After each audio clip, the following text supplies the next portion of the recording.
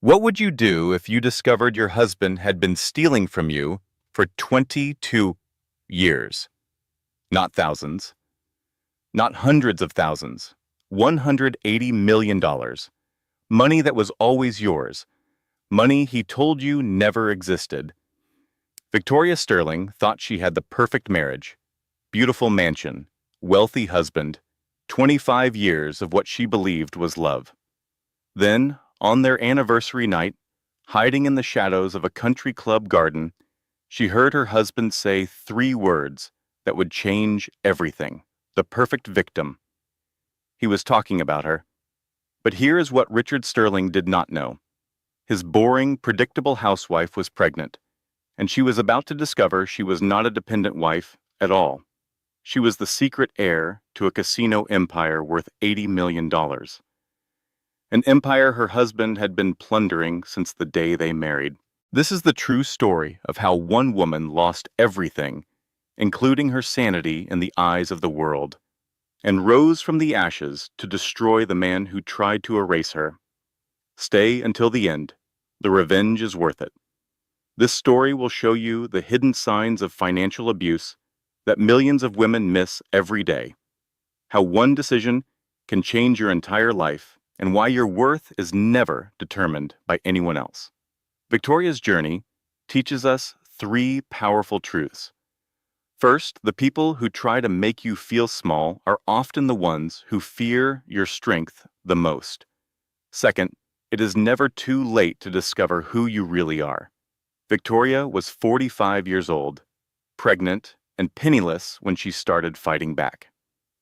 5 years later, she owned an empire. Third, and most importantly, your value does not come from your husband, your bank account, or what society thinks of you. It comes from the courage to stand up when everyone expects you to stay down. Richard Sterling spent 25 years convincing Victoria she was nothing without him. He was wrong, and in the end, she proved that the only person who can define your worth is you. If Victoria's story moved you, if it made you think about someone you know, or if it reminded you of your own strength, I would love to hear from you. Drop a comment below and tell me, what moment in this story hit you the hardest? Was it the betrayal, the sister's choice, or the courtroom revelation? And if you know someone who needs to hear this message today, someone who might be feeling trapped, worthless, or invisible, please share this video with them. Sometimes a story is exactly what someone needs to find their courage. Hit that subscribe button and turn on notifications so you never miss another story like this one. We release new videos every week, stories about ordinary people who did extraordinary things when life pushed them to the edge. The morning light filtered through silk curtains as Victoria Sterling opened her eyes in the master bedroom of her Greenwich mansion. For a moment she lay still, watching dust particles dance in the golden rays, feeling the familiar weight of the Egyptian cotton sheets against her skin. 25 years of marriage. Today marked a quarter century with Richard Sterling, and Victoria had planned every detail of their anniversary celebration with the precision of a military commander. But this morning held a secret that made her heart race with a joy she had not felt in years. Victoria reached for the small plastic stick hidden in her nightstand drawer, the one she had been afraid to look at again since yesterday morning. 2 pink lines. Still there. Still real. At 45 years old, after 3 rounds of failed fertility treatments, after 1 devastating miscarriage that had nearly broken her spirit, Victoria Sterling was pregnant. She pressed her palm against her still flat stomach and whispered into the quiet room, "Tonight, Daddy finds out about you." The words felt sacred, a promise to the tiny life growing inside her. Richard had stopped talking about children years ago, had seemed almost relieved when the doctor suggested they accept their situation. But surely this miracle would change everything. This baby would heal whatever distance had grown between them. This child would remind them both why they had fallen in love in the first place. Victoria rose from bed and moved through her morning routine with the practiced ease of 2 decades. Yoga in the sunroom at 6:30, a light breakfast of yogurt and fruit. No coffee since discovering her pregnancy. A review of the anniversary dinner arrangements with the country club manager at 8. Everything had to be perfect. By 9:45, Victoria was dressed in her tennis whites, driving her silver Mercedes through the tree-lined streets of Greenwich toward the Riverside Country Club. The autumn leaves had just begun to turn, painting the Connecticut landscape in shades of gold and crimson. She waved to neighbors as she passed their driveways. The Hendersons were loading golf clubs into their SUV. The Mitchells' gardener was raking leaves into neat piles. Everyone smiled. Everyone waved back. This was her world. Safe, predictable, beautiful. The country club parking lot was already filling when Victoria arrived. She spotted Caroline Winter's black Range Rover near the tennis courts and felt a small wave of comfort. Caroline had been her closest friend for 15 years, ever since their husbands had started doing business together. But when Victoria approached the courts, something felt different. Caroline stood with Diane Crawford and Susan Blake. The three of them huddled in conversation that stopped abruptly when they noticed Victoria approaching. Victoria, darling. Caroline's smile seemed forced, her eyes sliding away too quickly. You look wonderful. Ready for your big anniversary dinner tonight? I have been planning it for months. Victoria set down her tennis bag and began stretching. Richard has no idea what I have arranged. The string quartet, the menu from our honeymoon restaurant, everything. How lovely! Diane's voice was flat, her attention focused on adjusting her racket strings. Victoria, Caroline began, then stopped. She exchanged a glance with Diane that Victoria could not quite interpret. Have you talked to Richard lately? About business, I mean? Victoria laughed. You know Richard. He never bores me with business details. He says I should focus on making our home beautiful and let him worry about Sterling Enterprises. Another exchanged look between the women. Susan suddenly became very interested in her shoelaces. Is something wrong? Victoria asked, a flutter of unease stirring in her chest. No, no. Caroline waved her hand dismissively. Nothing at all. Shall we play? The tennis match felt strange. Caroline missed easy shots. Diane served into the net 3 times in a row. Susan kept checking her phone with an anxious expression. By the time they finished, Victoria's earlier joy had been replaced by a nagging sense that something was happening around her, something everyone knew except her. Lunch in the club dining room did nothing to ease her concerns. The maitre d', a man named Thomas, who had known Victoria for a decade, treated her with unusual gentleness, as though she were fragile. Mrs. Sterling, he said as he seated her, you are a lovely woman, truly lovely. Before Victoria could respond, he hurried away. The florist arrived at 2 o'clock to deliver the anniversary arrangements Victoria had ordered for the mansion. White roses and eucalyptus, elegant and romantic, but the delivery woman, a young girl Victoria had never seen before, hesitated at the door. Mrs. Sterling? Yes? The girl seemed to be searching for words. I just wanted to say, I hope everything works out for you. I really do. She was gone before Victoria could ask what she meant. By 5 o'clock, Victoria had convinced herself she was imagining things. Nerves, that was all. 25 years of marriage was a significant milestone. Of course, people were acting strangely. They were probably all planning some kind of surprise. She showered and dressed with care, choosing a deep blue gown that Richard had always loved. The color of your eyes, he used to say. Sapphire and starlight. On her vanity, Victoria found a velvet box she had not noticed before, with a note in Richard's handwriting. for 25 perfect years. Yours always, R. Her hands trembled as she opened the box. Emerald earrings. Stunning. Easily worth $50,000.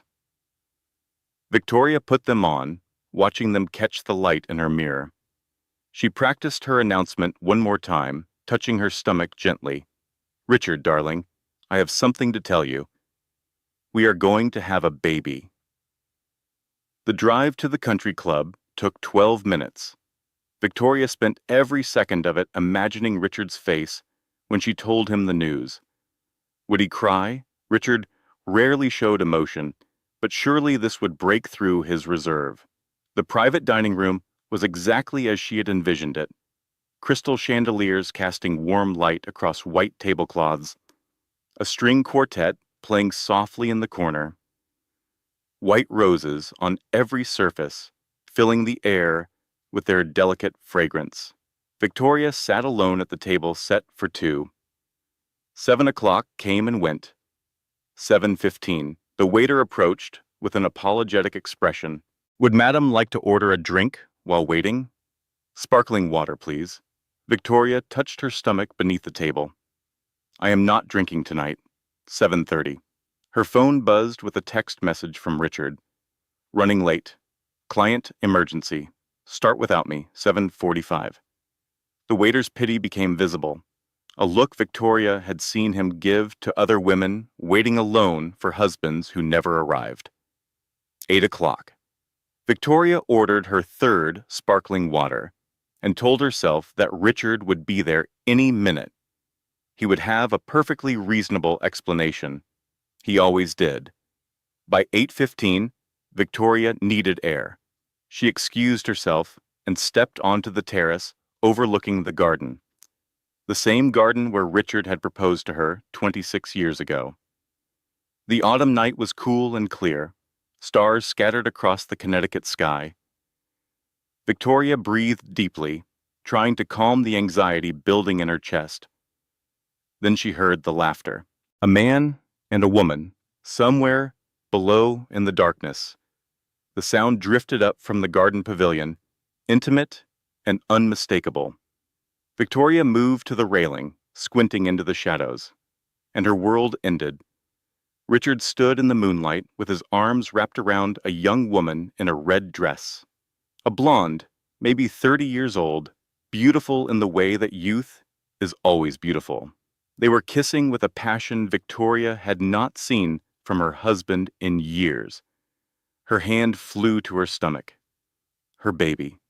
Their baby. Victoria stumbled backward, colliding with a champagne bucket. The ice and bottles crashed to the terrace floor with a sound like breaking glass, like breaking hearts, like the end of everything she had believed about her life. But the couple below did not hear. They were too absorbed in each other, walking now toward the darker shadows of the garden, Richard's hand sliding down the woman's back with familiar intimacy. Victoria should have left, should have returned to the dining room, collected her things, driven home to process this betrayal in private. Instead, she followed them. She crept down the terrace stairs and into the garden, staying in shadows, moving silently along paths she had walked 1,000 times at charity events and summer parties. She needed to hear. She needed to understand. Richard's voice carried clearly in the night air. God, Amanda, you are everything Victoria never was. She has been boring me to death for 20 years. Same routine every single day. Tennis, lunch, home, like living with a robot. The woman, Amanda, laughed. She really has no idea about us? Victoria does not have ideas. Richard's voice dripped with contempt. She has habits. That is the difference between you and her. You are actually intelligent. Victoria pressed her hand against her mouth to stop the scream building in her throat. What about the divorce? Amanda asked. She will fight you. With what? Victoria signed a prenup without reading it. My lawyers made sure she will get barely enough to rent an apartment. She has nothing without me. And the other money? The inheritance you told me about? Victoria's ears perked up. What inheritance? The Montenegro properties? Richard laughed. Victoria does not even know they exist. Her father left her a casino empire, and she thinks it all went to charity. I have been collecting the profits for 22 years. How much? About 60 million so far. Plus the properties themselves, worth another 80 million. Victoria's knees buckled. She grabbed a tree branch to keep from falling. Her father's estate. Her inheritance. She had been told nothing remained after his debts were settled. Richard had handled everything after the funeral, had told her there was nothing left except some personal items and a small savings account. $60 million. Stolen. And she never suspected. Amanda's voice was incredulous. Richard laughed again, the sound Victoria had loved for 25 years now twisted into something ugly. Victoria suspects nothing. That is what makes her perfect. A beautiful, stupid woman who does whatever I tell her. The perfect victim. The perfect victim. Victoria stood in the shadows of the garden, her hand on her stomach, her entire life collapsing around her. In that moment, she made her first independent decision in 25 years. Richard would never know about this baby. If he knew, he would use the child as leverage. He would trap her. He would destroy her completely. Victoria walked back to her car on shaking legs, one hand protecting her stomach, tears streaming silently down her face. She did not return to the dining room.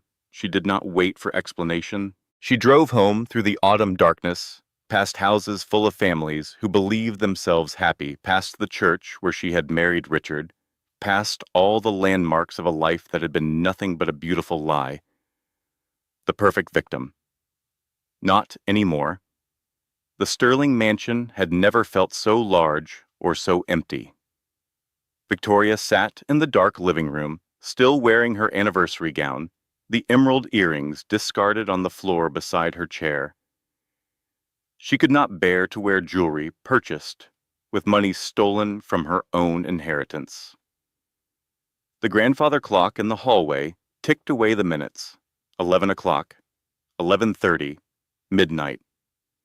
Victoria did not move. She did not cry. She sat in perfect stillness, replaying every moment of her marriage, searching for signs she should have seen, warnings she should have heeded. There had been none.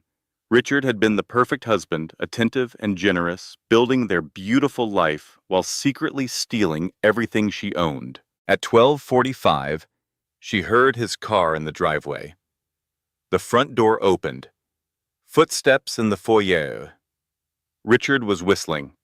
Victoria? His voice carried from the hallway, casual and unconcerned. Darling, you are still awake. I heard everything, Richard. Victoria's voice emerged flat and cold, a stranger's voice from her own throat.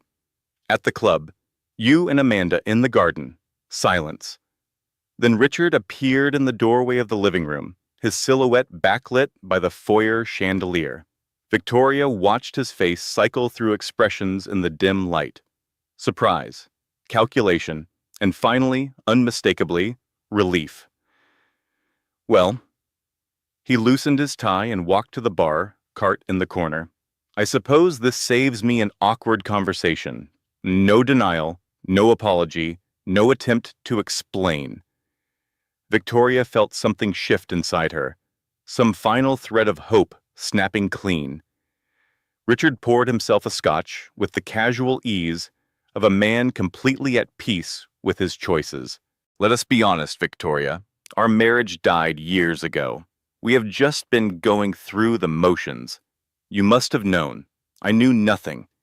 Victoria's voice hardened. Because you made sure I knew nothing. I protected you from complicated things. Richard sipped his drink, studying her over the rim of the glass. Business, finance, reality. You should thank me. I gave you a beautiful life. You stole my inheritance. For the first time, Richard's composure flickered. What did you say? My father's estate. The Montenegro properties? $60 million over 22 years. You told me it all went to charity.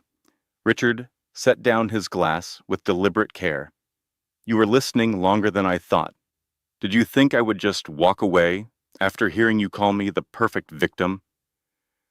Richard sat down across from her, his posture shifting into something Victoria recognized from his business dealings.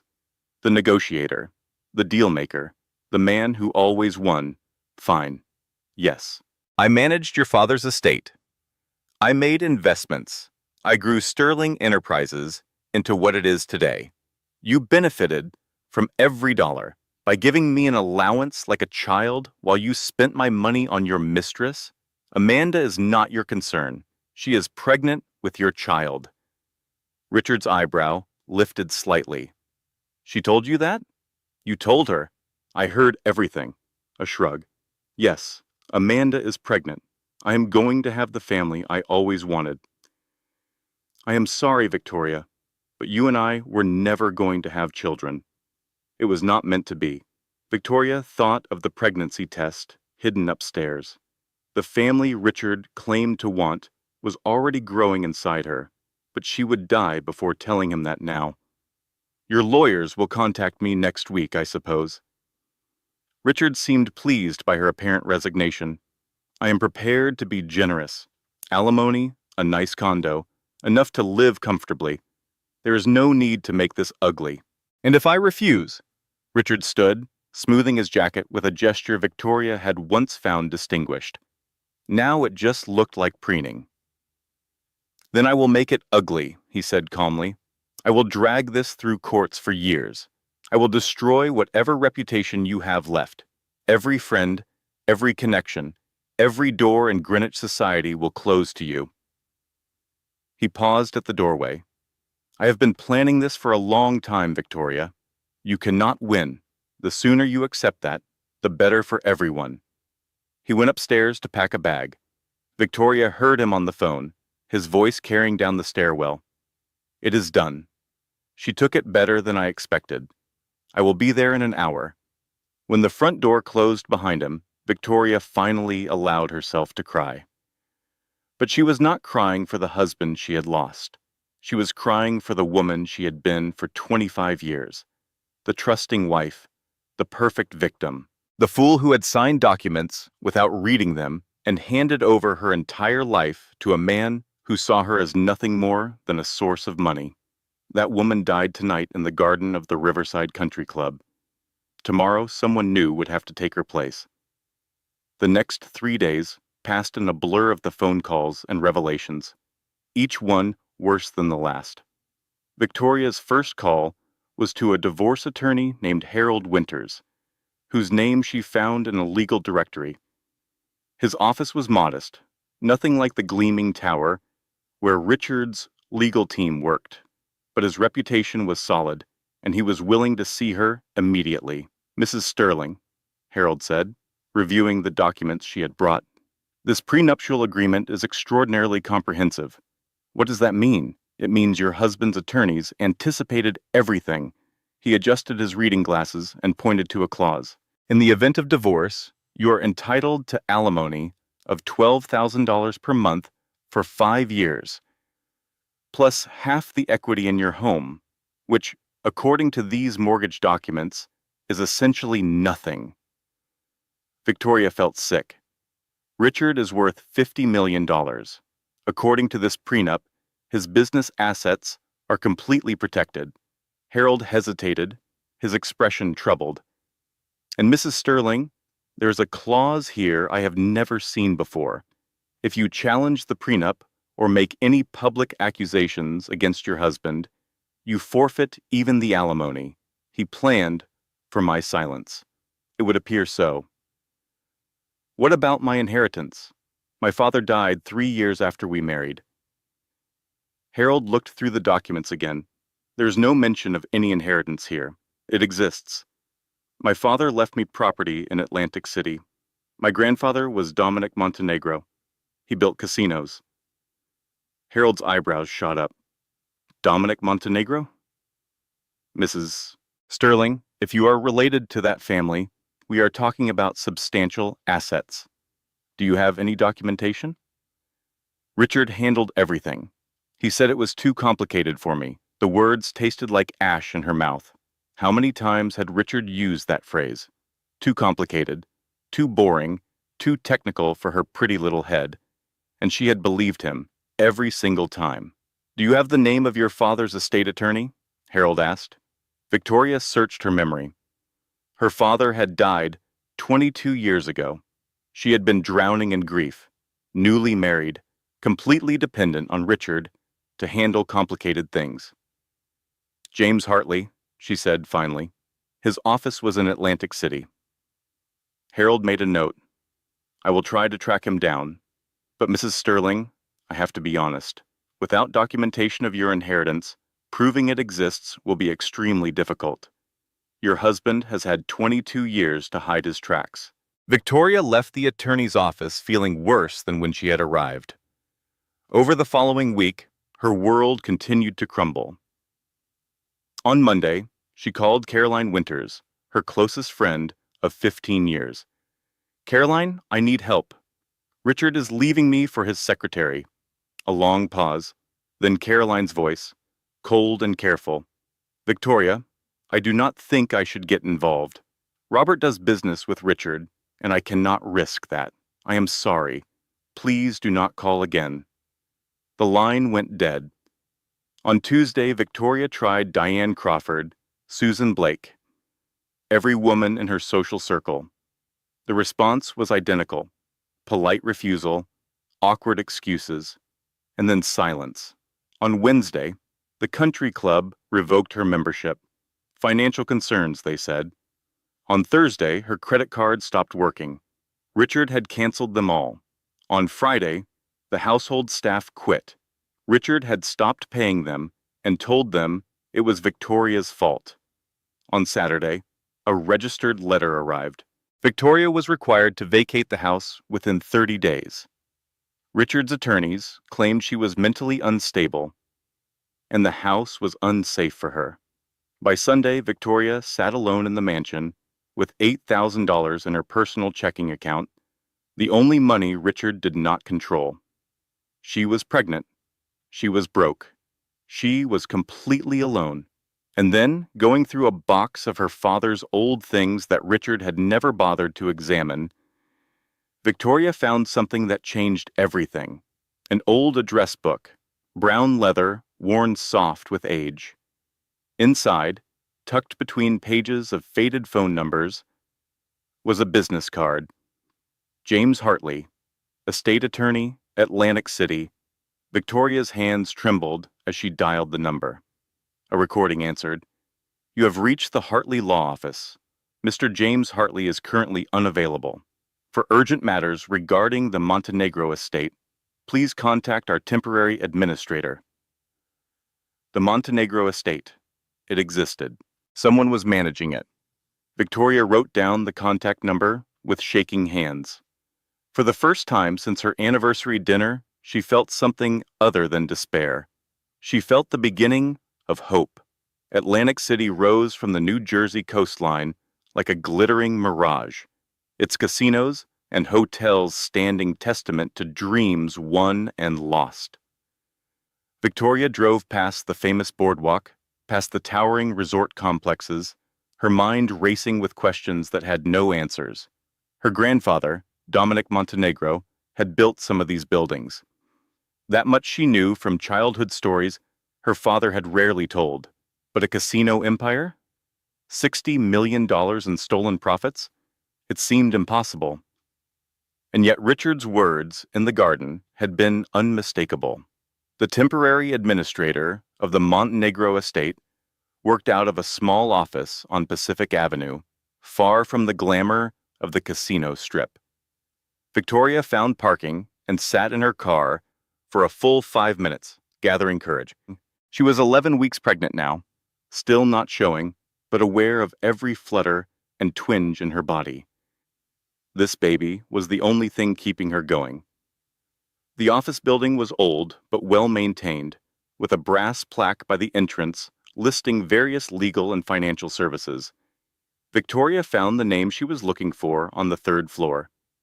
David Coleman, Temporary Administrator, Montenegro Estate.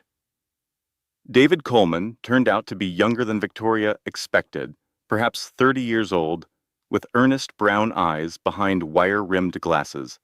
His office was cramped but organized, files stacked neatly on every surface. Mrs. Sterling? He rose when she entered, his expression shifting from professional courtesy to something like wonder. You are Victoria Montenegro Sterling? I am. He stared at her for a long moment, then seemed to collect himself. Please sit down. I have been trying to find you for 3 years. James was trying to find you for 20 years. James Hartley? Victoria lowered herself into the chair across from his desk. I called his office. The recording said he was unavailable. He is in prison, Mrs. Sterling. Victoria's heart dropped. Prison? For what? Fraud and embezzlement? David's voice was bitter. Last month, FBI agents appeared out of nowhere with evidence that James had been stealing from the Montenegro estate. He was arrested immediately. That cannot be true. It is not true. David leaned forward, his expression intense. James Hartley devoted his career to protecting your inheritance.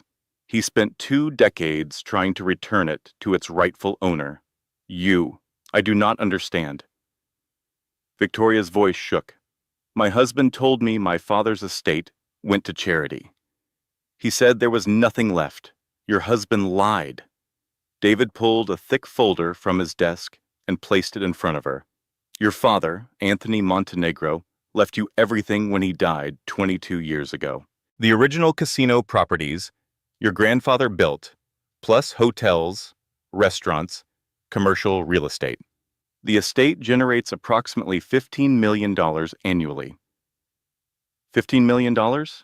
Per year? Yes, and someone has been collecting that money on your behalf for over 2 decades. Let me guess. Richard Sterling. David nodded slowly. He provided power of attorney documents signed by you, legal authorization to manage everything. I never signed anything. Victoria's voice cracked. I did not even know the estate existed. David opened the folder, revealing page after page of financial documents, property deeds, and corporate records. The Montenegro estate should be worth approximately $80 million today, he explained. The income over 22 years totals roughly $180 million. Your husband has funneled it all into Sterling Enterprises. Victoria stared at the numbers swimming before her eyes. She had thought Richard was a successful businessman who had built his company through intelligence and hard work. Instead, he was a thief who had built his empire with her stolen money. Mrs. Sterling, your husband did not just steal from you. He built his entire business, empire, with your money. Sterling Enterprises is essentially the Montenegro fortune with a different name.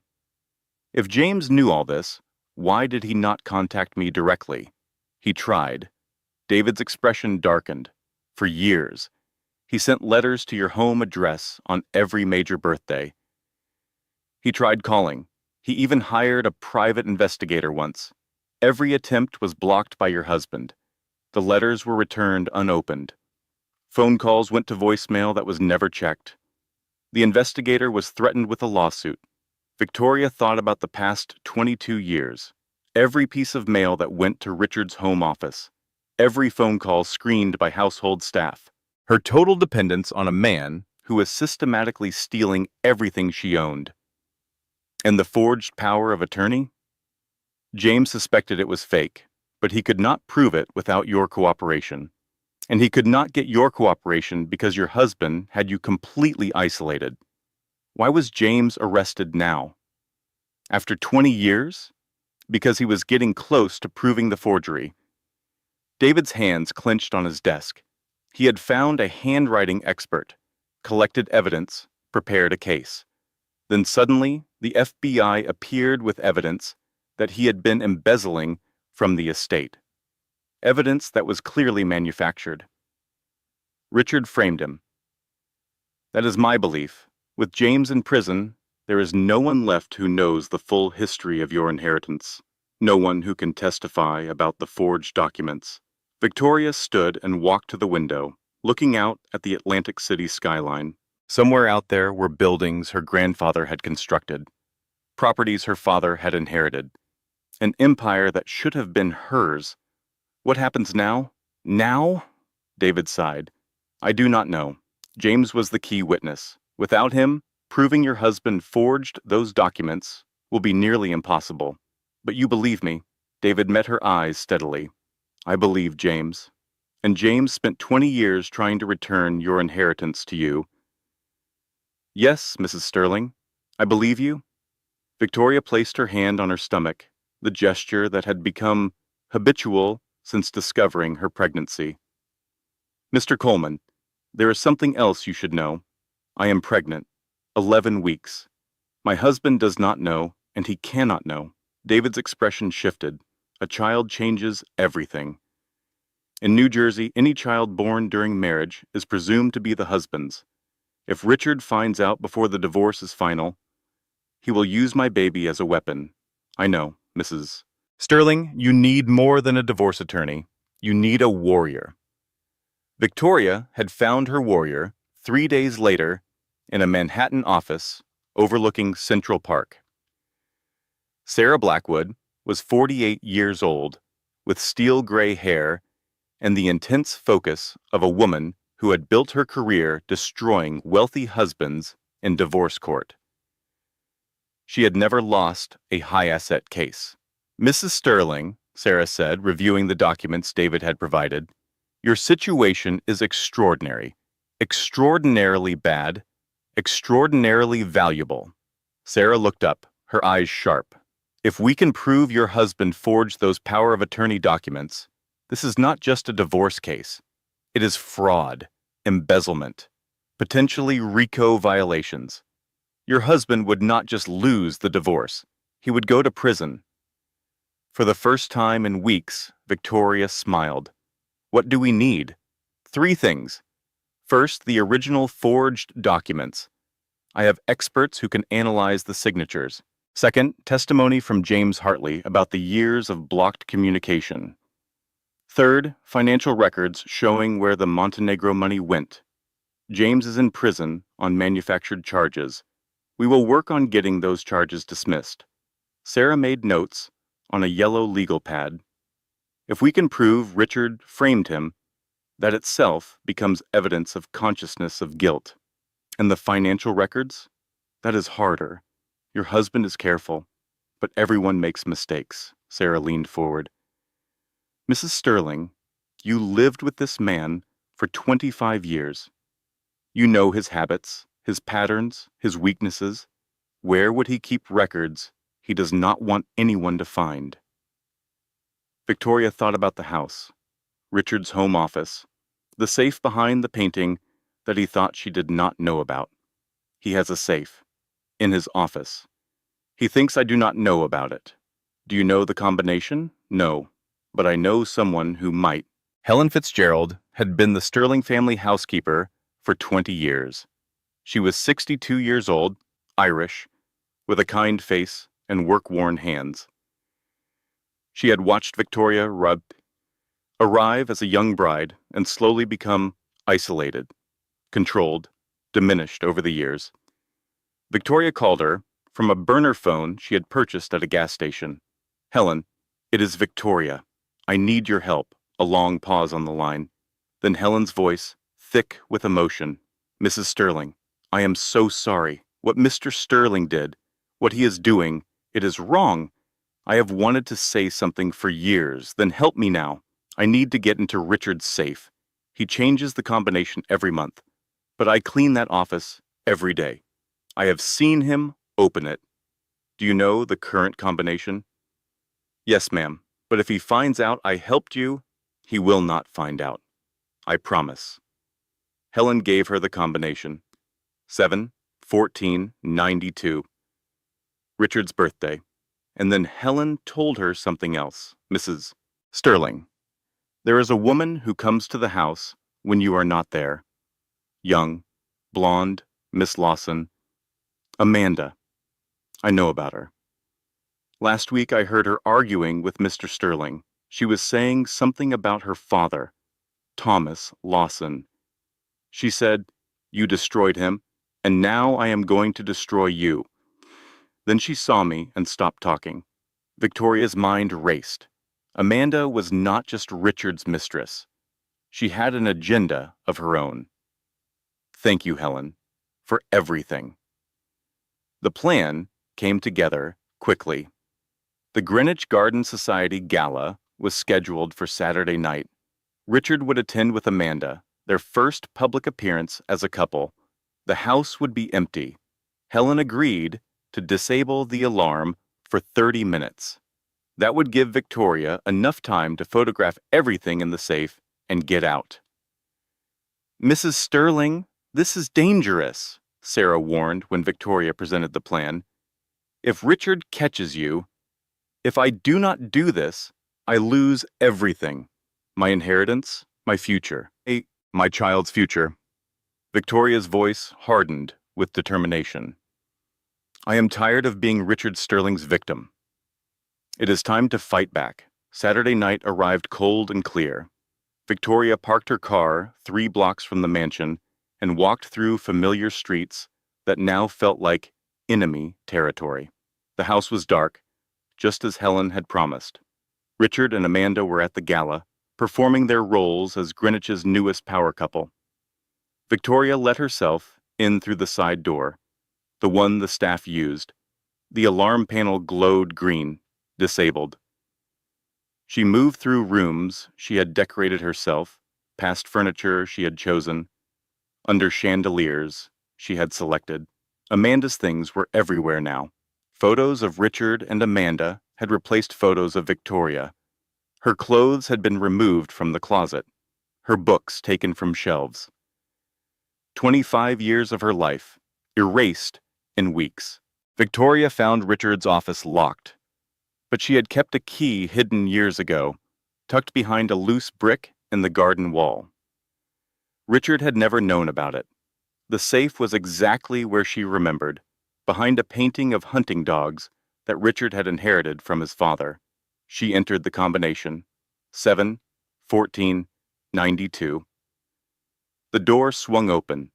Inside was exactly what she had hoped for: financial records, bank statements, transfer documents showing millions flowing from Montenegro estate accounts to Sterling Enterprises. Victoria photographed everything, page after page of evidence. Then she found something unexpected, a folder labeled Medical Protocol, VS. Inside was correspondence with a doctor Victoria had never heard of, Dr. Raymond Cole, instructions for gradual cognitive intervention, lists of medications, the vitamins Richard had insisted she take every morning, notes in Richard's handwriting, memory issues emerging as expected. Dosage can be increased after divorce finalized. Terminal timeline, 18 to 24 months. Victoria's hands shook so violently she almost dropped her phone. Richard had not just been stealing from her, he had been poisoning her. The vitamins were designed to cause cognitive decline, memory loss, eventually death disguised as early onset dementia. And she had been taking them while pregnant. Oh God, her hand flew to her stomach. The baby. She photographed everything with trembling hands. She needed to get to a doctor. She needed to know if her baby was okay. As Victoria turned to leave, the office light clicked on. A man stood in the doorway, tall, silver-haired, with cold eyes and a colder smile. Marcus Webb, Richard's attorney, the architect of her destruction. "Mrs. Sterling," he said pleasantly, "I suspected you might try something like this. Get out of my way. I'm afraid I cannot do that. You are trespassing, breaking and entering. This will make the competency hearing much easier." He pulled out his phone. "Richard, she is here. Bring the police." Victoria's blood turned to ice. "You knew I was coming. Helen has been informing on you since you first called her. Richard doubled her salary last week." Marcus's smile widened. "You really are as naive as he always said." The Greenwich police station smelled like stale coffee and despair. Victoria sat in an interrogation room, still wearing the dark clothes she had chosen for the break-in. Her wrists sore from the handcuffs they had finally removed. Through the small window in the door, she could see officers moving back and forth, their faces carefully neutral. Richard had arrived at the house minutes after Marcus Webb's phone call, with Amanda at his side and a practiced expression of concern on his face. "Officers, please be gentle with her," he had said as they led Victoria to the patrol car. "My wife has been unstable for years. I tried to protect her, but she has gotten worse. I just want her to get the help she needs." The photographs on Victoria's phone had been confiscated as evidence of her delusion. According to the officer who processed her, the documents in the safe? Richard would claim she fabricated them. The proof of poisoning?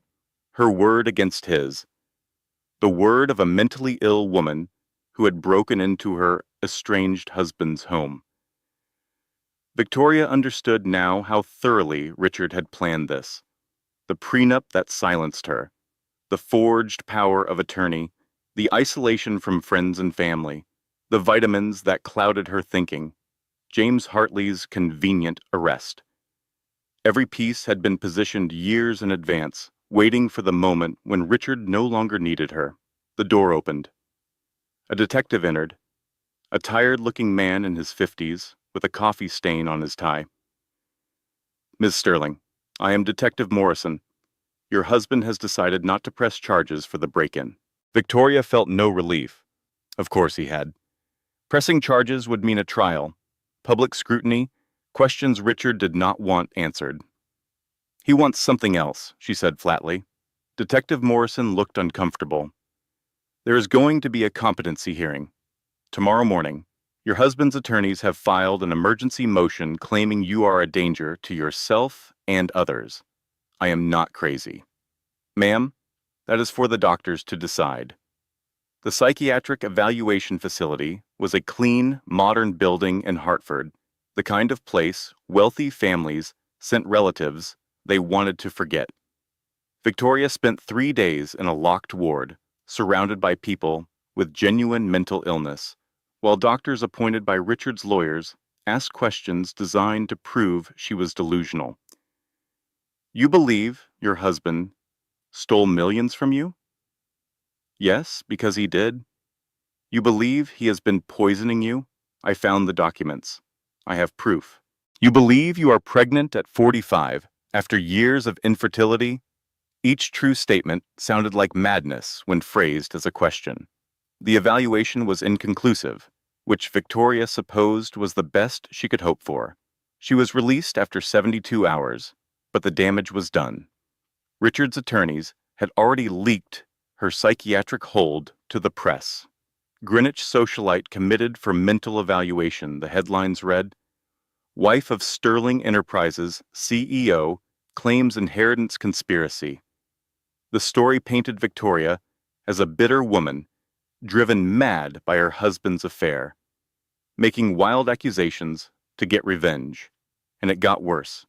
Sarah Blackwood, the divorce attorney who had agreed to help Victoria, received a visit from the Bar Association the day after Victoria's release. She was being investigated for coaching a client to commit burglary. Her license was suspended, pending review. Victoria was now without an attorney. She had nowhere left to turn except family. Her sister Linda lived in Phoenix, in a small apartment far from the glittering world of Greenwich society. They had never been close, but surely blood meant something. Surely family would help when everything else had failed. Victoria flew to Arizona with the last of her money, arriving at Linda's door, looking like a refugee from her own life. Linda was 50 years old, 5 years older than Victoria, with the worn look of a woman who had struggled her entire life. Her ex-husband had left her with nothing. She worked at a grocery store for $12 an hour. Victoria stayed for 4 days, resting on Linda's worn couch, trying to figure out her next move. Her pregnancy was progressing. The baby seemed healthy despite the poisoning, a small miracle she clung to in the darkness. Then Linda sat her down. Victoria, Richard's lawyers contacted me. Victoria's blood went cold. What? They are offering me $200,000 to testify about your mental state when we were children. Linda, I was perfectly normal as a child. I know that. Linda would not meet her eyes. But they want me to say you had episodes, delusions. They want me to say our parents were worried about you. Victoria stared at the woman who shared her childhood, her blood, her memories of their parents. Vicky, I am 50 years old with nothing, Linda continued, her voice hollow. My ex took everything. I work at a grocery store. $200,000 is more money than I will ever see. You are going to lie about me? I am your sister. I am going to tell them what they want to hear. Linda finally looked up, and her expression was empty of everything Victoria had hoped to find there. You will be fine. Richard will put you somewhere nice. They have good facilities these days. Victoria stood on shaking legs. Do you even care that I am pregnant? That you are helping them take my baby? Linda looked away. I have already made the call, Victoria. You should probably leave. Victoria ran. She ended up in a cheap motel in Jersey City, paying cash for a room that smelled like cigarettes and broken dreams. The wallpaper was peeling. The carpet was stained. The lock on the door barely worked. She had $2,300 left, everything she owned in the world. 1 week later, Victoria turned on the television and saw herself on the news. A press conference. Richard Sterling standing at a podium with Amanda beside him, looking grave and concerned. My wife is suffering from severe mental illness, Richard said, his voice perfectly calibrated for sympathy. The accusations she is making, that I stole her inheritance, that I poisoned her, these are heartbreaking delusions. I spent years trying to help her privately, but her condition has deteriorated. A reporter's voice. Is it true she broke into your home, Mr. Sterling? Yes. She was looking for evidence of conspiracies that do not exist. The doctors say it is a form of paranoid psychosis. I am just grateful no one was hurt. What about reports that she is pregnant? Amanda spoke up, her voice trembling with false emotion. If Victoria is pregnant, we are very concerned about the baby's welfare. A woman in her mental state should not be caring for a child alone.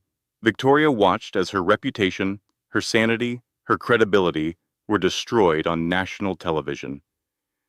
Within hours, Victoria Sterling was trending on social media.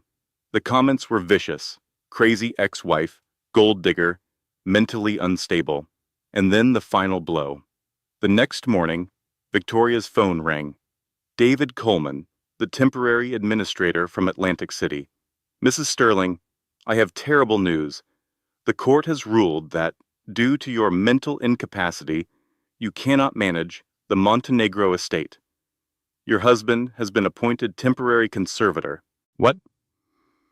He now has legal control over all your inheritance. The casino properties, the investments, everything. The judge said it was in your best interest. Victoria sat on the edge of the motel bed, the phone pressed to her ear, unable to speak. Richard had won. Completely, totally, finally. He had her money. He was about to have custody of her baby. And the entire world believed she was insane. She looked at the bottle of sleeping pills she had bought for insomnia, sitting on the nightstand. She counted them. Then she placed her hand on her stomach, where her baby was growing. No, she whispered. Not for me. For you. I have to fight. She put the pills away. Tomorrow, she would find another way. The Newark Tribune occupied a tired building in downtown Newark. Its glory days of investigative journalism faded but not forgotten. Victoria stood across the street, watching reporters come and go, trying to gather the courage to walk through those doors. She had nothing left except her story. No money, no lawyers, no friends, but stories had power. Stories could change things. Rachel Martinez, was 38 years old, with sharp brown eyes and the hungry look of a journalist who had not yet given up on finding the truth. She specialized in financial crimes, corporate fraud, the kind of complicated stories that other reporters ignored because they were too hard to explain. Victoria had found her name in an old article about Sterling Enterprises, a piece from 2 years ago that raised questions about the company's finances without quite making accusations. The article had been buried. Rachel had been reassigned to covering local politics, but she had never stopped digging. Mrs. Sterling? Rachel looked up from her cluttered desk as Victoria approached. The journalist's expression cycled through surprise, recognition, and finally intense interest. "You are the woman from the news, the one claiming—" "I am not claiming anything. I am telling the truth." Victoria sat down in the chair across from Rachel's desk without waiting for an invitation. "My husband stole my inheritance and has been poisoning me. Everything you have heard is a lie." Rachel studied her for a long moment. Then she closed her laptop, pushed aside a stack of papers, and leaned forward. "Tell me everything." Victoria talked for 2 hours. The anniversary dinner, the garden, the discovery of her inheritance, the poisoning, Helen's betrayal, Linda's betrayal, the psychiatric evaluation, the loss of her estate. Rachel listened without interrupting, occasionally making notes on a yellow legal pad.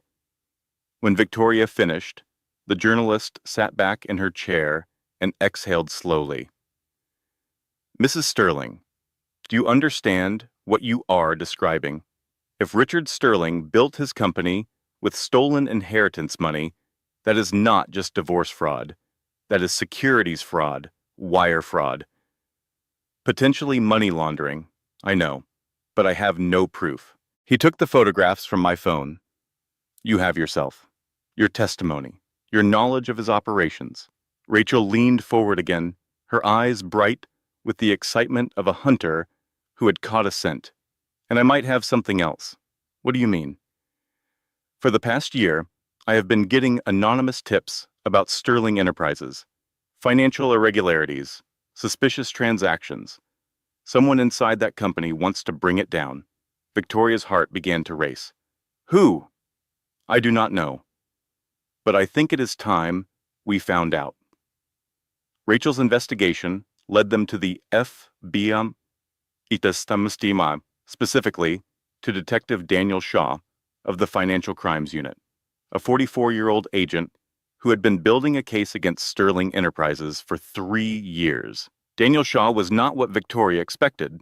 She had imagined FBI agents as cold and impersonal, bureaucrats in suits who cared more about procedures than people.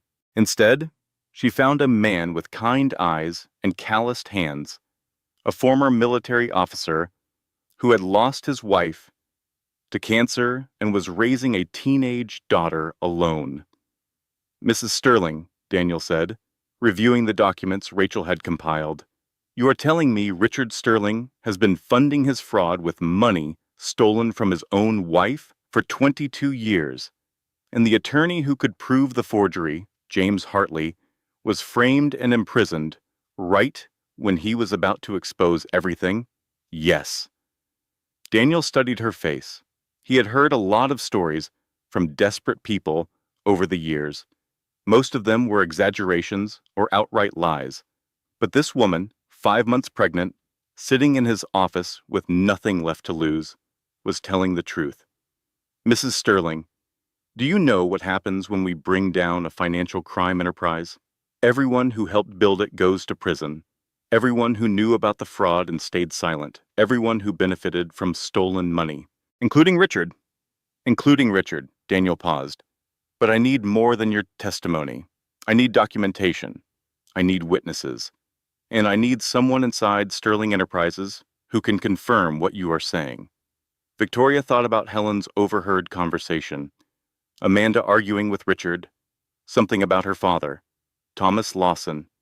"You destroyed him, and now I am going to destroy you." There might be someone, Victoria said slowly. Daniel's expression sharpened. Who? Richard's mistress, Amanda Lawson. Daniel typed the name into his computer. His eyes widened.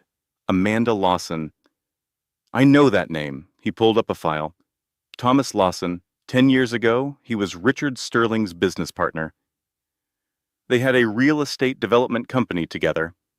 Then Lawson was convicted of embezzlement and died in prison. Let me guess. He was framed? We always suspected it, but could never prove it. Daniel looked at Victoria with new respect. If Amanda Lawson approached Richard Sterling to avenge her father, then we might have an ally we did not know about. Victoria remembered Amanda's cruel laughter in the garden, her dismissive comments about the boring housewife. She had hated Amanda with a pure and burning passion, but if Amanda was not really Richard's lover, if she was playing a long game of revenge, then everything changed. How do I contact her? Victoria asked. Daniel shook his head. That is too dangerous. If Richard suspects, Richard already thinks I am a crazy woman, making wild accusations. Victoria's voice hardened. He does not see me as a threat. That is his weakness. What are you suggesting? Victoria stood, her hand resting on her pregnant belly. I am going to walk into Sterling Enterprises and talk to Amanda Lawson face to face. The Sterling Enterprises headquarters occupied a glass tower in Midtown Manhattan, all sharp angles and reflective surfaces, the kind of building designed to intimidate. Victoria had been here dozens of times for company events, always on Richard's arm, always in the role of the supportive wife. She had never felt less like that woman than she did now. The security guard at the front desk recognized her immediately. Mrs. Sterling? His hand moved toward his phone. I should call Mr. Sterling. I am here to see Amanda Lawson. Victoria kept her voice calm, her posture confident. Please tell her the boring housewife wants to talk. The guard's confusion was almost comical. He made the call, speaking in hushed tones, his eyes never leaving Victoria's face. 5 minutes later, Amanda Lawson appeared. She was even more beautiful in the harsh fluorescent light of the lobby than she had been in the moonlight of the garden. Blonde hair perfectly styled, designer suit that probably cost more than Victoria's monthly allowance had been, an expression of cold fury barely concealed beneath a professional mask. What are you doing here? Amanda's voice was ice. I know about your father, Victoria said quietly. I know Richard destroyed him. And I know you are not really in love with Richard. You are here for revenge. Amanda's mask slipped for just a moment. Fear flickered in her eyes. I do not know what you are talking about. Then call security. Have me arrested. Victoria met her gaze steadily. And lose your only chance to actually destroy the man who killed your father. A long silence. Then Amanda turned and walked toward the elevators. My office. 5 minutes. Amanda's office was a corner space with views of the Manhattan skyline. Victoria noticed photographs on the desk, pictures of a younger Amanda with an older man who had her same eyes, her same smile. Thomas Lawson, her father. Amanda closed the door and turned to face Victoria. The mask was gone now. How did you know? I heard you arguing with Richard. The night I broke into the house, my former housekeeper told me what you said. Helen? Amanda's laugh was bitter. She informed on both of us, apparently. She also gave Richard the combination to his safe. Victoria sat down in one of the leather chairs facing Amanda's desk. He doubled her salary last week, of course he did. Amanda moved to the window, staring out at the city. My father was Thomas Lawson, Richard's partner. They were building an empire together until Richard decided he wanted it all. He framed your father, manufactured evidence, bribed witnesses. My father died in prison 6 months into his sentence. Heart attack. He was 52 years old. Amanda's voice cracked. I was 22. I spent 10 years planning how to get close enough to Richard to destroy him. The relationship, the pregnancy. The pregnancy is fake. Amanda turned to face Victoria, her expression fierce. I was never going to have his child. I just needed him to trust me completely. Victoria thought about all the nights she had cried over Richard's betrayal, all the hatred she had felt toward the young blonde woman who had stolen her husband. She had been wrong about Amanda. She had seen her as the enemy. Instead, Amanda was a victim, just like Victoria. What were you planning to do? Gather evidence, find the proof of how Richard built his fortune, then take everything he has and leave him with nothing, exactly what he did to my father. Did you find proof? Some, but not enough. Richard is careful. Amanda studied Victoria with new interest. But you lived with him for 25 years. You know things I could never learn, and you have access to his current operations, his files, his secrets. They looked at each other across the expensive desk, two women who should have been enemies, united by a common goal. I have FBI contacts, Victoria said. They want to bring down Sterling Enterprises, but they need more evidence. I have evidence, but I need someone who can connect the current fraud to Richard's original crimes. Amanda extended her hand across the desk. Truce? Victoria shook it firmly. Alliance. Over the next 6 weeks, Victoria and Amanda built a case that neither could have constructed alone. Amanda provided current financial records showing that Sterling Enterprises was essentially a Ponzi scheme. The company had been paying old investors with new investors' money for years, covering the gaps with Victoria's stolen inheritance. Victoria provided historical context, explaining how Richard had funded his company with Montenegro money from the very beginning. Together, they located witnesses, former employees who had been fired for asking questions, intimidated investors who had been threatened into silence, people who had known Thomas Lawson and always believed he was innocent. Detective Daniel Shaw coordinated FBI resources. Rachel Martinez prepared to break the story. But they needed one more thing. Proof that Richard had forged Victoria's power of attorney documents 22 years ago. That proof was in only one place. James Hartley's files. And James Hartley was in federal prison. The Federal Correctional Facility in Allenwood, Pennsylvania, looked exactly like Victoria had imagined.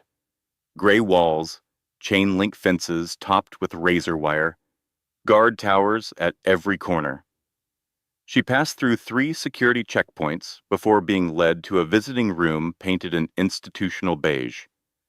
James Hartley was 62 years old, with silver hair and kind eyes that lit up when he saw Victoria enter the room. Miss Sterling, he said, his voice thick with emotion, I have been waiting 20 years for you to walk through that door.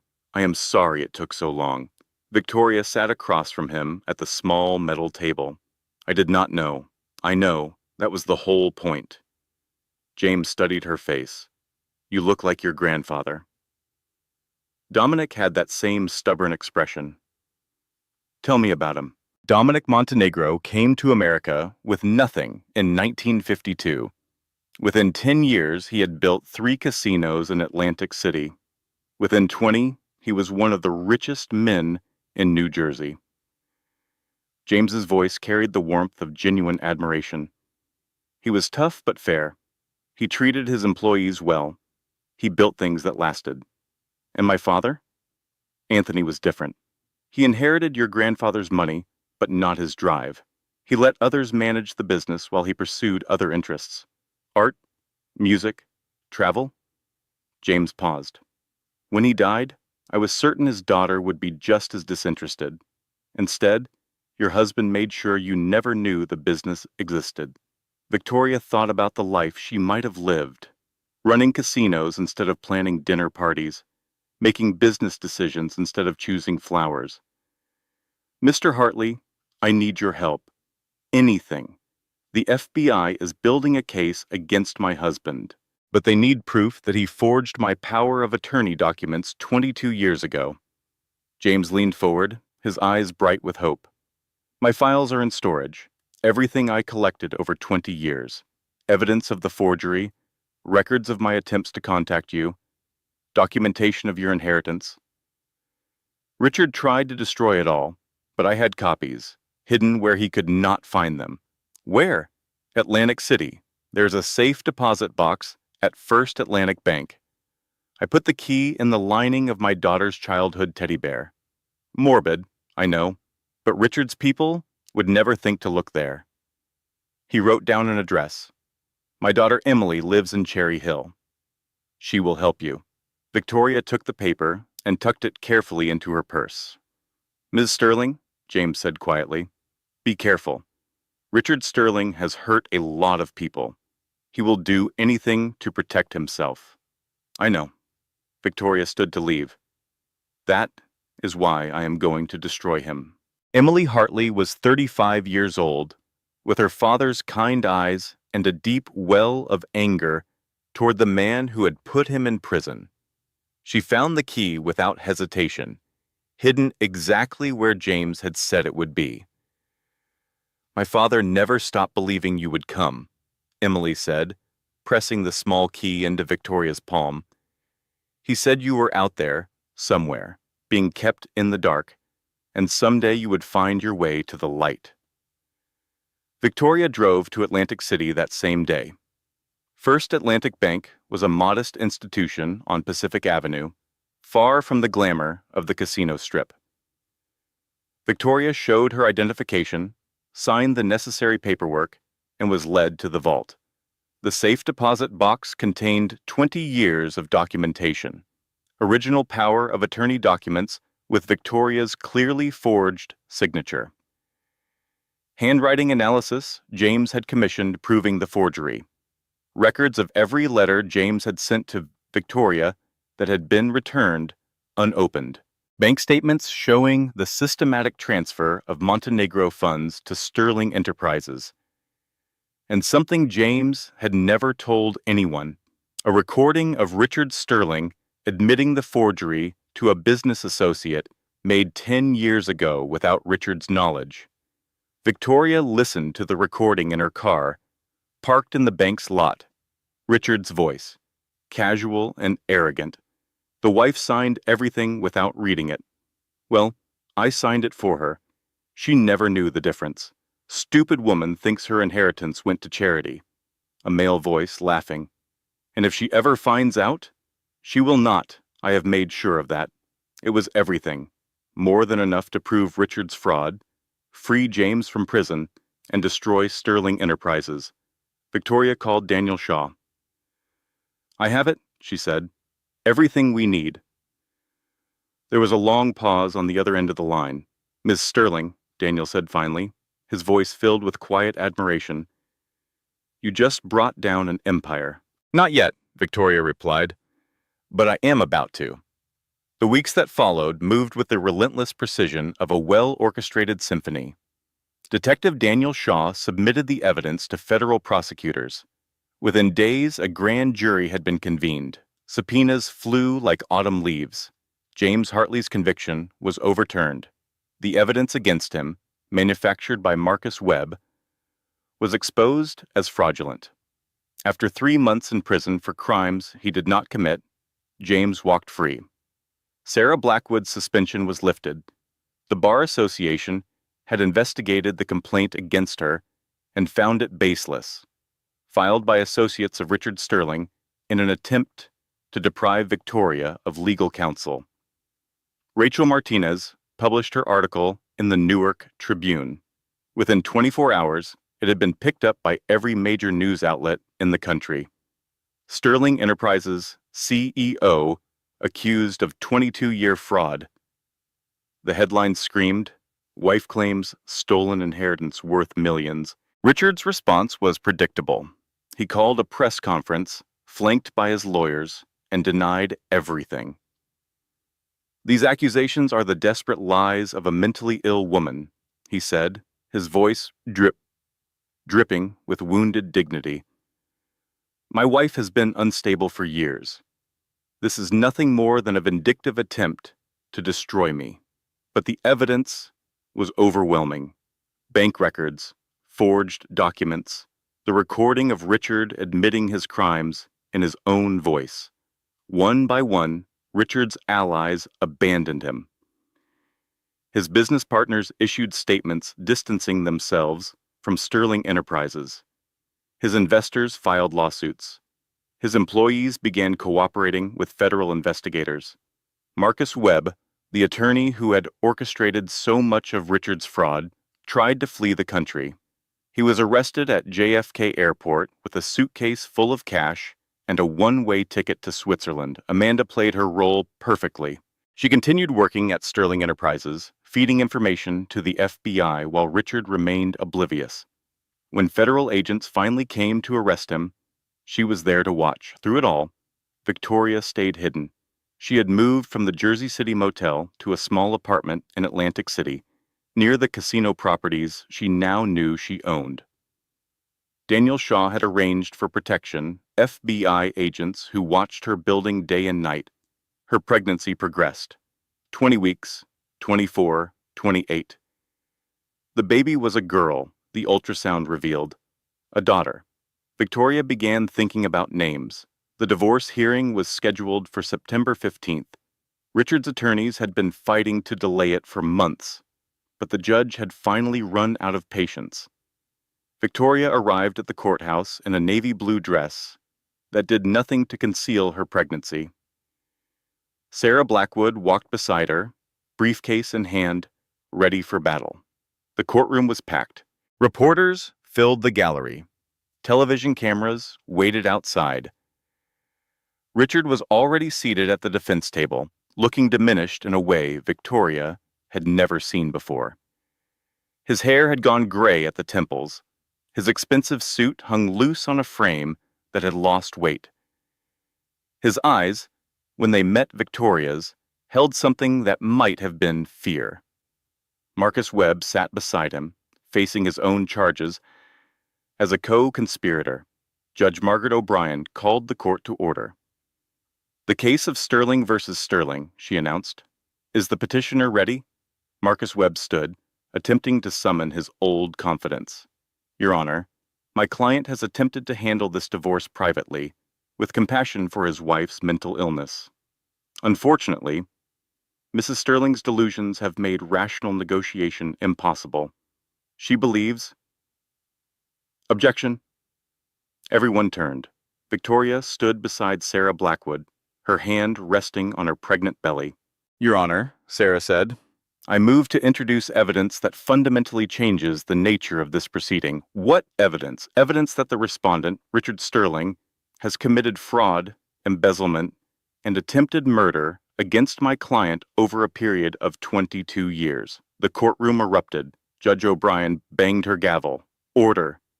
Counselor, these are serious accusations. What proof do you have?" Sarah approached the bench with a thick folder.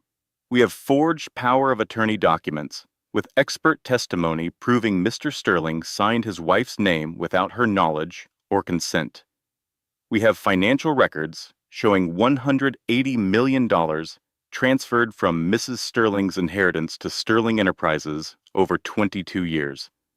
We have testimony from James Hartley, who spent 2 decades trying to return Mrs. Sterling's property to her, only to be framed and imprisoned when he got too close to the truth." She pulled out the final piece of evidence. "And we have a recording of Mr. Sterling admitting to the forgery in his own words."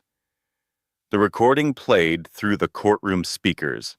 Richard's voice, casual and arrogant, talking about signing his wife's name, calling her stupid, laughing about how she would never find out. With each word, Richard seemed to shrink further into his seat. Victoria watched him, remembering the man she had married 25 years ago. He had been handsome then, charming, full of promises about the life they would build together. She had believed every word. Sarah Blackwood continued, "Your Honor, the respondent has repeatedly characterized my client as a dependent housewife with no assets of her own. This characterization is not just insulting, it is a lie." She displayed documents on the courtroom screen. Victoria Montenegro Sterling is the sole heir of Dominic Montenegro, founder of Montenegro Enterprises. Her inheritance includes 3 casino properties, 2 hotels, 17 commercial buildings, and investment portfolios worth, as of today's valuation, approximately $80 million. Gasps filled the courtroom. Far from being dependent on her husband, Mrs. Sterling is one of the wealthiest women in New Jersey. Her husband has been stealing from her for 22 years while telling her she was worthless without him. Victoria stood, her voice clear and strong. Your Honor, I am not a delusional ex-wife. I am Victoria Montenegro, granddaughter of the man who built half of Atlantic City, and I am here to reclaim everything that was stolen from me. For the first time in their 25-year marriage, Richard truly saw her. Not the boring housewife, not the perfect victim, but the woman she had always been, hidden beneath layers of control and manipulation. And she was magnificent. The courtroom doors opened, FBI agents entered, led by Detective Daniel Shaw. Richard Sterling, Daniel announced, you are under arrest for securities fraud, wire fraud, embezzlement, and attempted murder. Marcus Webb, you are under arrest as a co-conspirator. Richard tried to run. An agent stopped him. Victoria, he started, his voice cracking. My name is Victoria Montenegro. Her words were cold and final. And I hope you rot in prison. He was led away in handcuffs, past the cameras, past the reporters, past the life he had built on stolen money and lies.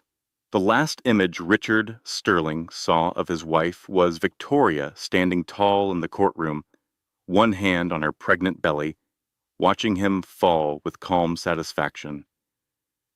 The trials lasted 8 months. Richard Sterling was convicted on 47 counts of securities fraud, wire fraud, embezzlement, and attempted murder. The prosecution presented overwhelming evidence: financial records, the forged documents, the recording, and testimony from dozens of witnesses, including Amanda Lawson and the freed James Hartley. Richard's defense tried every tactic imaginable.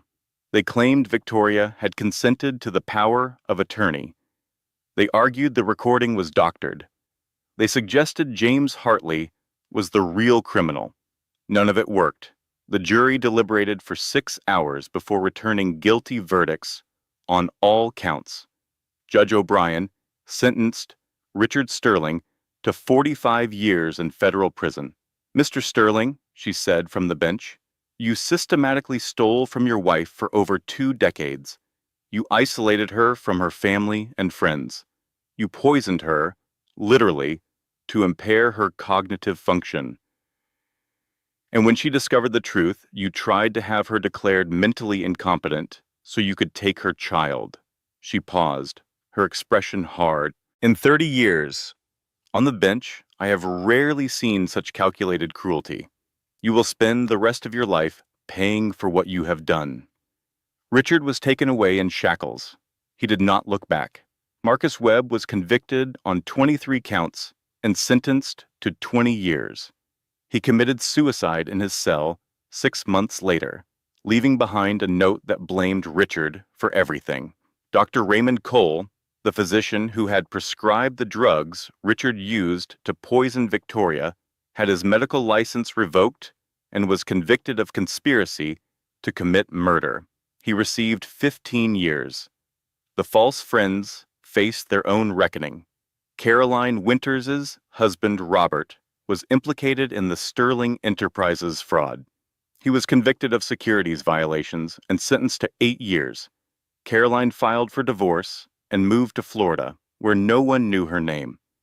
Diane Crawford's husband fled the country to avoid prosecution. He was last seen in a country with no extradition treaty, living in exile with whatever money he managed to hide. Susan Blake's husband cooperated with prosecutors in exchange for a reduced sentence. Susan never forgave him. They divorced within the year. Linda Morris was never charged with any crime, but her willingness to testify falsely against her sister destroyed what remained of her reputation. Victoria never spoke to her again. The relationship ended permanently. Victoria's daughter was born on a clear October morning, 3 weeks before Richard's sentencing. She weighed 7 pounds, 4 ounces. She had Victoria's dark hair and what the nurses called an old soul expression, as if she had already seen the world and found it wanting. Victoria named her Eleanor, after a grandmother she had never known, Eleanor Montenegro, who had died before Victoria was born, but whose legacy had survived to save her granddaughter when everything seemed lost.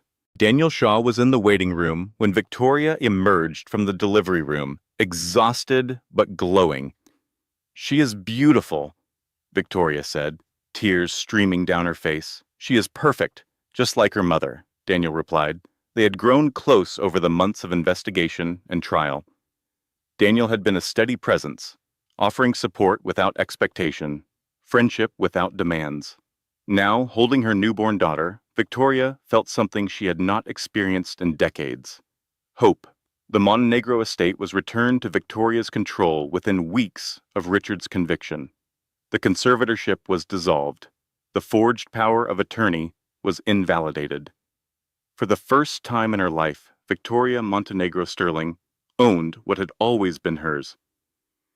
She stood on the boardwalk in Atlantic City, looking up at the 3 casinos her grandfather had built: Montenegro's Grand, Montenegro's Palace, Montenegro's Boardwalk, her buildings, her legacy, her future. James Hartley stood beside her, restored to his position as the estate's attorney. "Your grandfather would be proud," he said quietly. "He always believed the Montenegro name would endure." Victoria thought about Dominic Montenegro, the immigrant who had arrived in America with nothing and built an empire. She thought about her father, who had inherited that empire but never understood its value. She thought about herself, who had almost lost everything to a man who saw her as nothing more than a source of money. "The Montenegro name will endure," Victoria said. "I will make sure of it." 5 years later, the grand ballroom of Montenegro's Grand Casino sparkled with light and celebration. Crystal chandeliers cast rainbows across white tablecloths. Fresh flowers perfumed the air. A string quartet played softly in the corner, though the song was different now, a melody Victoria had chosen herself. 300 guests filled the room, gathered to celebrate the 5th anniversary of the Montenegro Foundation, Victoria Montenegro Shaw. Now 50 years old, stood at the podium in an emerald green gown. Her dark hair was streaked with silver at the temples. Her face carried the lines of a woman who had survived terrible things and emerged stronger. Beside her, on the stage, sat her husband Daniel Shaw, who had resigned from the FBI to work with her foundation. Their daughter Eleanor, 4 years old and already showing her mother's stubborn determination, sat on her father's lap, watching everything with wide eyes. Amanda Lawson, now the foundation's executive director, occupied the chair on Victoria's other side. James Hartley, the man who had never given up trying to find her, completed the group. Victoria looked out at the crowd, at faces familiar and strange, at the life she had built from the ashes of the one Richard had destroyed. 5 years ago, she began, her voice clear and strong, I was Richard Sterling's wife, a boring housewife, a woman so predictable, so controlled, that my own husband thought he could steal everything I owned and slowly poison me to death. The room was absolutely silent. Today, I am Victoria Montenegro Shaw, casino owner, philanthropist, mother, wife to a man who loves me for exactly who I am.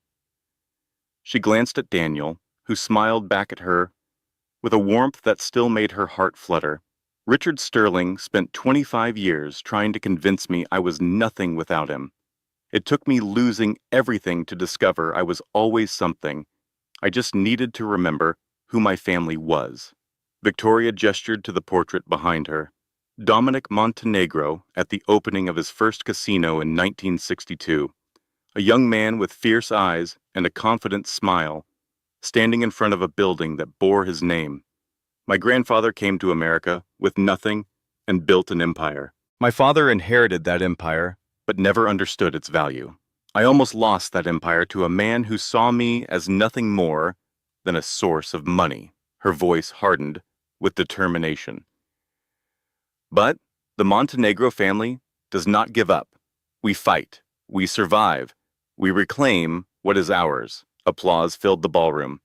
Victoria waited for it to subside before continuing.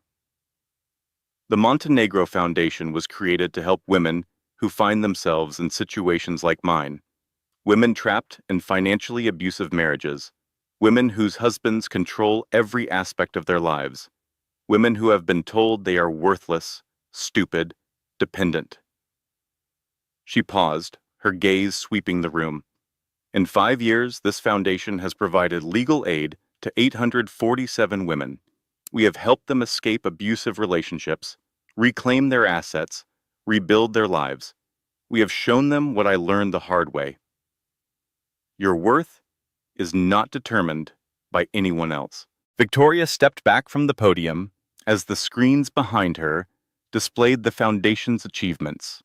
847 women helped, $15 million in legal aid provided, 23 abusers prosecuted with the foundation's assistance, 42 states now with improved financial abuse laws thanks to the foundation's advocacy. Then the final statistic appeared on screen.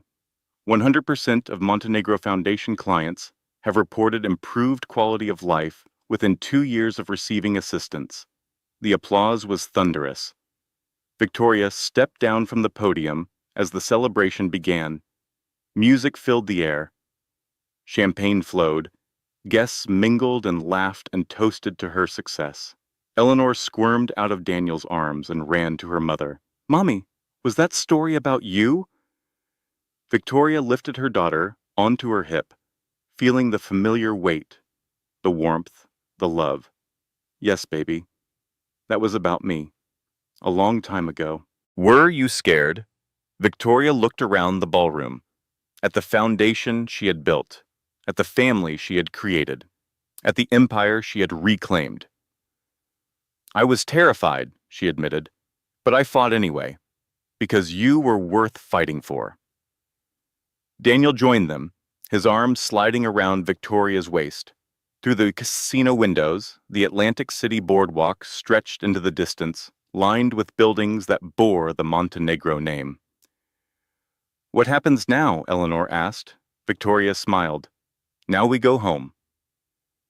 Home was no longer the Greenwich Mansion, or the Jersey City Motel, or any of the places Victoria had sheltered during her darkest days. Home was a penthouse apartment in Atlantic City, overlooking the ocean that had witnessed her grandfather's arrival in America, her father's inheritance, her own rebirth. Home was wherever her family was.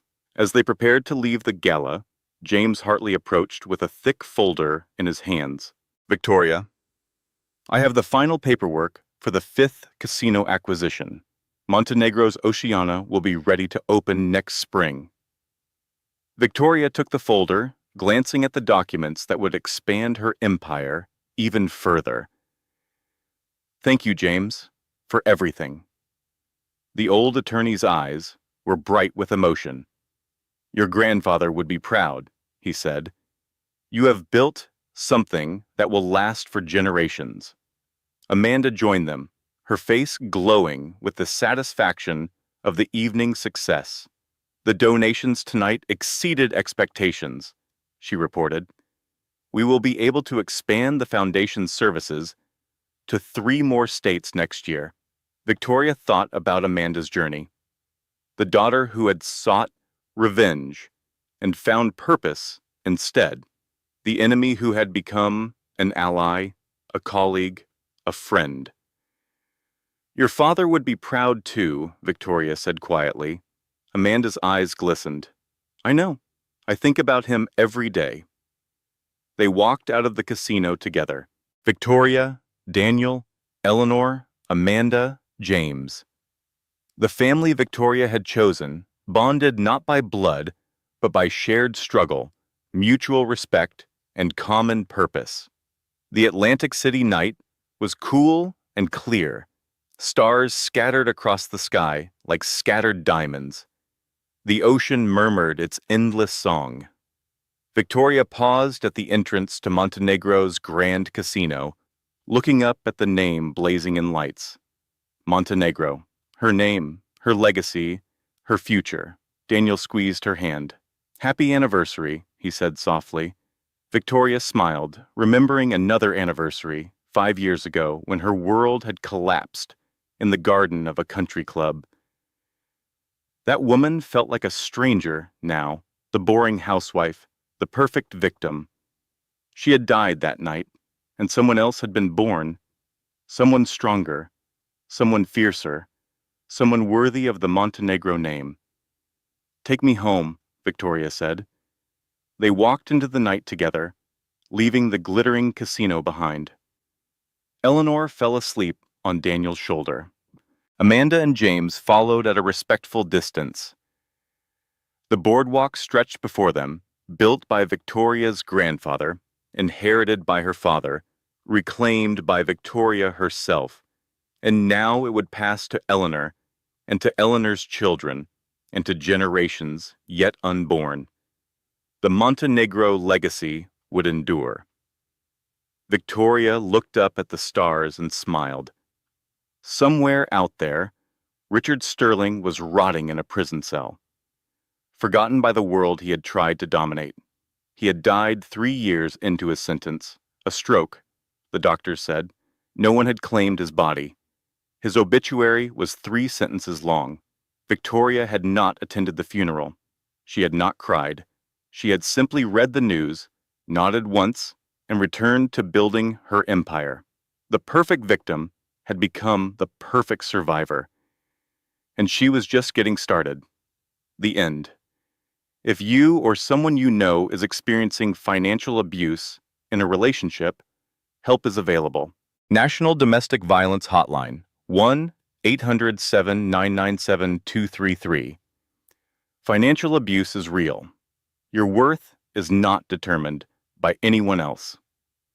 10 years after Richard Sterling's death, Victoria Montenegro Shaw stood in the lobby of the newly opened Montenegro Foundation headquarters in Washington, D.C. The building was a testament to everything she had built. 12 stories of glass and steel housing the largest organization dedicated to fighting financial abuse in America. At 60 years old, Victoria remained as sharp and driven as ever.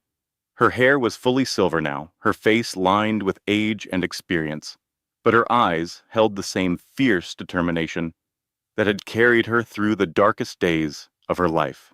Eleanor, now 14, stood beside her mother. She had grown into a thoughtful young woman, already passionate about the Foundation's work, already planning to carry on the Montenegro legacy. Daniel was there too, his hair gray, but his smile unchanged.